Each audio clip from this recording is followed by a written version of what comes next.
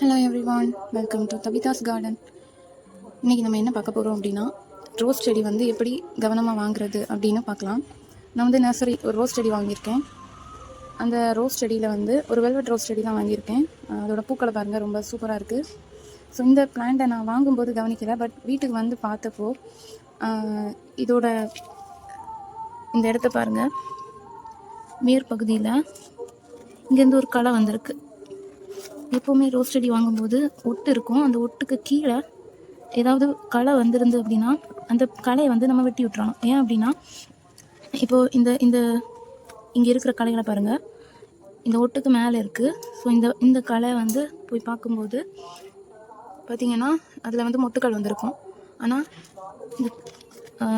இந்த ஒட்டோட கீழே இருக்கிற வந்து இதுலேருந்து வந்திருக்கிற களையை பாருங்கள்.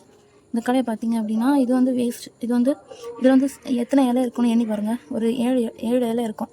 மற்ற பிளான்ட்ஸில் எல்லாமே 5 இலை 3 இலை அந்த மாதிரி தான் இருக்கும்.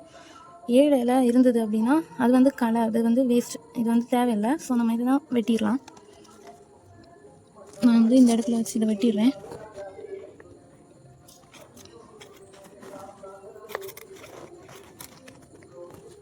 ஓகே, அவ்வளோ. ஸோ இந்த மாதிரி உங்கள் பிளான்ட்ஸ்லையும் ஏதாவது களை இருந்து அப்படின்னா வெட்டிடுங்க. தேங்க்ஸ் ஃபார் வாட்சிங்.